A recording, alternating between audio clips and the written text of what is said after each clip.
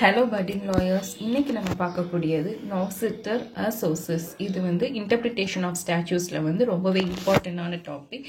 இது வந்து ஒரு செகண்டரி ரூல் ஆஃப் இன்டர்பிரிட்டேஷன் அப்படினே வந்து சொல்லலாம். அதாவது ஜஸ்டிம் ஜெனரலிஸ் இது எல்லாமே வந்து ஒரு secondary rule of interpretation. So first வந்து இதோட மீனிங் வந்து பார்க்கலாம்.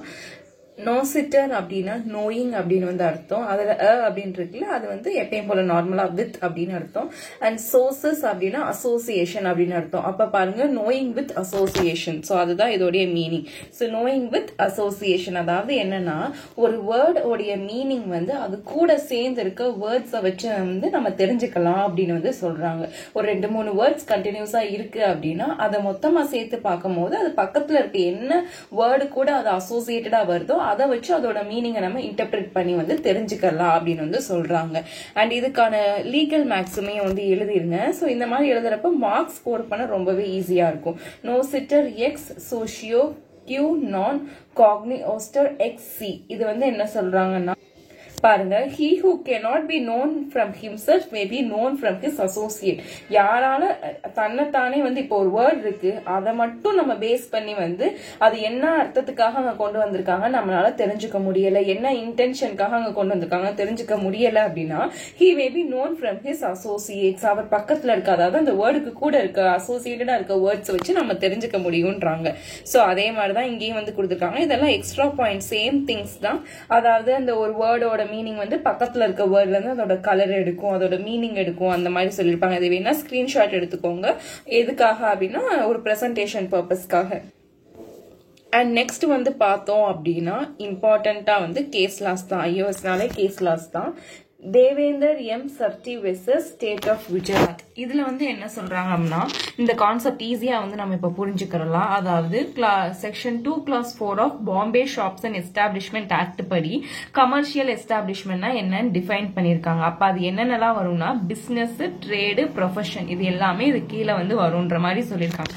சோ இப்ப இந்த வேர்டு ப்ரொஃபஷன் அப்படின்றதா இன்டர்பிரிட்டேஷனுக்கு வந்து வருது. அதாவது இந்த டாக்டர்ஸ் எல்லாம் வச்சிருப்பாங்க இல்லையா, அந்த பிரைவேட் கிளினிக் எல்லாம் வச்சிருப்பாங்க இல்லையா, சோ அது எல்லாமே வந்து இந்த ப்ரொஃபஷனுக்குள்ள வந்து வருமா வரலையான்னு தான் இங்க வந்து குவெஸ்டின். அப்ப கோர்ட் வந்து இங்க எப்படி இதை வந்து யூஸ் பண்ணுது அப்படின்னா, அதோடைய அசோசியேட்டட் வேர்ட்ஸை வந்து பாக்குறாங்க. சோ அதோட அசோசியேட்டட் வேர்ட்ஸ் பார்க்கும்போது பிசினஸ் அண்ட் ட்ரேட் இது ரிலேட்டடா பார்க்கும்போது அப்ப ப்ரொஃபஷனும் something which is related to business and trade ரிலேட்டடா தான் இருக்கும். அப்ப அதோட அசோசியேட்டட் வேர்ட்ஸை வச்சு பார்த்து என்ன சொல்லியிருப்பாங்க அப்படின்னா, அந்த டாக்டர்ஸோடைய பிரைவேட் கிளினிக்ஸ் அது எல்லாமே வந்து இந்த ப்ரொஃபஷன் அதுக்குள்ள வந்து வராதுன்ற மாதிரி சொல்லியிருப்பாங்க. சோ நெக்ஸ்ட் கேஸ்ல வந்து அலாம்கீர் வெர்சஸ் ஸ்டேட் ஆஃப் பீகார். இது வந்து ஐஓஎஸ்லயே ரொம்ப இம்பார்ட்டன்டான கேஸ்ல நிறைய இடத்துல மென்ஷன் பண்ணலாம். இது எக்ஸ்டர்னல் எய்ட்ஸா இருக்கட்டும், நிறைய இடத்துல இதை மென்ஷன் வந்து பண்ணலாம். சோ இதுபடி என்ன சொல்றாங்கன்னா, செக்ஷன் 498 ஆஃப் ஐபிசி படி என்ன சொல்லிருப்பாங்கன்னா, யார் வந்து ஒரு மேரிட் உமனை அவங்க ஹஸ்பண்டோடைய கன்சர்ன்ட் இல்லாம வந்து கூட்டு போறாங்களோ, அதாவது எதுக்குன்னா என்னோட ஒரு இல்லிசென்ட் இன்டர்கோர்ஸ் வந்து வச்சுக்கிறதுக்காக யார் வந்து கூட்டு போறாங்களோ, அதாவது டேக் அவே பண்றாங்களோ அவங்க வந்து பனிஷபிள் அப்படின்ற மாதிரி சொல்லியிருப்பாங்க. சோ இங்க அலாம்கீர் வந்து ஒரு மேரிட் உமனை தான் வந்து இந்த மாதிரி கூட்டு போயிருப்பாங்க. ஸோ அப்ப வந்து என்ன சொல்றாரு அப்படின்னா, இவங்க வாலண்டரியா தான் வந்தாங்க, அவங்களாதான் வந்து வந்தாங்க, நான் ஒன்னும் ஃபோர்ஸ் பண்ணி வரல, அதனால வந்து என்னை இது கீழே வந்து கன்விக்ட் பண்ண முடியாதுன்ற மாதிரி சொல்றாங்க. அப்ப இங்க எப்படி வந்து இந்த நோசிட்டர் அசோசியஸை வந்து யூஸ் பண்றாங்க அப்படின்னா, வேர்ட்ஸ் பாக்குறாங்க. ஃபர்ஸ்ட் பாருங்க, என்டைஸ் அப்படின்ற வார்த்தையை பாக்குறாங்க, கன்சீல்ஸ் பாக்குறாங்க, டீடைன் பாக்குறாங்க. அப்ப இந்த 3 வேர்ட்ஸையும் வச்சு என்ன சொல்றாங்க அப்படின்னா, அந்த உமன் கன்சென்ட்டோட வராங்களா வரலையான்றது இங்க வந்து ப்ராப்ளம் கிடையாது, இங்க வந்து இஷ்யூ கிடையாது, இதை கன்சிடர் பண்ணணும்னு அவசியம் இல்லை. ஜஸ்ட் அந்த மெயினானதே, சோ இங்க மெயினானதே வந்து அந்த ஹஸ்பண்ட் வந்து ஒய்ஃபோட கம்பெனில இருந்து வந்து செப்பரேட் பண்ணக்கூடாதுன்னு தான் இங்க உள்ள இன்டென்ஷன். சோ அதனால அவங்க வாலண்டரியா வந்தாலும் சரி வராட்டியும் சரி அது எல்லாமே வந்து அவசியம் கிடையாதுன்ற மாதிரி சொல்லியிருப்பாங்க. சோ இங்க வந்து அதை வந்து நான் கொஞ்சம் டீடைல்டா வந்து இருக்கேன். சோ உங்களோட பிரசன்டேஷன் பர்பஸ்க்காக இதை வந்து நீங்க ஸ்கிரீன்ஷாட் எடுத்துக்கோங்க.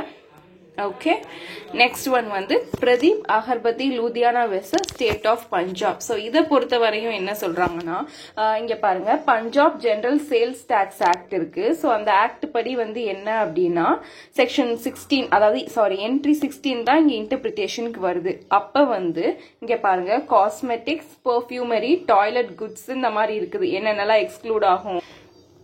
டூத் பேஸ்ட் டூத் பவுடர் அதெல்லாம் எக்ஸ்க்ளூட் ஆகும் அண்ட் இதெல்லாம் வந்து இன்க்ளூட் ஆகுன்ற மாதிரி கொடுத்துருக்காங்க. இப்போ மெயினான கொஸ்டின் என்னன்னா பத்தி இருக்குதுல்ல, அகர்பத்தி. இந்த அகர்பத்தி வந்து நம்ம நார்மலா வீட்டில் யூஸ் பண்ற பத்தி தான். அது வந்து இங்க வந்து இந்த பெர்ஃப்யூமரிஸ் அப்படின்ற டெஃபினிஷனுக்குள்ள வருமா வராதுன்றதான் கொஸ்டின். அப்ப கோட் வந்து என்ன ஹெல்ப் பண்ணுனா, இங்க பாருங்க காஸ்மெட்டிக்ஸ்ன்னு இருக்கு, தெரியுதா? காஸ்மெட்டிக்ஸ், பர்ஃப்யூமரிஸ், டாய்லெட் குட்ஸ் அந்த மாதிரி இருக்கு. ஸோ இட் இஸ் சம்திங் ஏதோ ஒரு காஸ்மெட்டிக்ஸ் ரிலேட்டடாவோ, அடுத்தும் பாருங்க toothpaste tooth powder, so soap, இந்த மாதிரி something related to toiletry goods இல்லைன்னா வந்து ஒரு காஸ்மெட்டிக்ஸ். அதனால அகர்பத்தி வந்து இதுக்கு கீழே வந்து வராதுன்ற மாதிரி இந்த கேஸ்ல ஹெல்ப் பண்ணிருப்பாங்க. அண்ட் நெக்ஸ்ட் பார்த்தோம்னா இதோட எக்ஸப்ஷன் எங்கெங்கெல்லாம் இந்த நாசிட்டர் அசோசஸ் அப்ளை ஆகாதுன்னு பார்த்தோம்னா, அந்த ஆக்ட்லேயே வந்து கிளியரா இருக்கு, அன்ஆம்பிகுவஸா இருக்குது. என்ன கிளியரான இன்டென்ஷனோ கொடுத்துட்டாங்க, அப்ப இதை அப்ளை பண்ண தேவையில்லை. சோ அதுக்கான கேஸ்ல தான் state of Bombay versus hospital Mazdoor Sabha. இது நீங்க லேபர் லாலையும் பார்த்திருப்பீங்க. ஸோ இண்டஸ்ட்ரியல் டிஸ்பியூட் ஆக்ட் கீழே இண்டஸ்ட்ரி அப்படின்ற வேர்டு தான் வந்து இன்டர்பிரிட்டேஷனுக்கு வருது. அதுலயுமே பார்த்தோம்னா நிறைய வைடா என்னென்னலாம் இன்க்ளூட் ஆகுன்ற மாதிரி நிறைய வந்து கொடுத்திருப்பாங்க. அப்ப இங்க என்ன சொல்றாங்கன்னா, சுப்ரீம் கோர்ட் என்ன சொல்றாங்க அப்படின்னா, அந்த லெஜிஸ்லேச்சரோடைய இன்டென்ஷன் நமக்கு கிளியரா வந்து புரியும் போது இந்த ரூல் வந்து, அதாவது இந்த மேக்ஸிமம் வந்து அப்ளை பண்ணணும்னு அவசியம் கிடையாது. ஸோ அதுலயே வந்து வைடான மீனிங் தான் இண்டஸ்ட்ரிக்கு கொடுக்கணும்ன்றது கிளியரா வந்து இருக்குது அந்த ஆக்ட்ல. ஸோ நம்ம இதை அப்ளை பண்ணணும்னு அவசியம் கிடையாதுன்ற மாதிரி சொல்லிடுவாங்க. ஸோ இதுதான் நாசிட்டர் அசோசஸ். இஜஸ்டம் ஜெர்னலிஸ்ட் வேணும்னாலும் நம்ம சேனல்ல இருக்கு. இது உங்களுக்கு யூஸ்ஃபுல்லா இருந்துச்சு அப்படின்னா சப்ஸ்கிரைப் பண்ணுங்க. வேற எந்த டாபிக்ல லெக்சர்ஸ் வேணும்ன்றத கமெண்ட் பண்ணுங்க.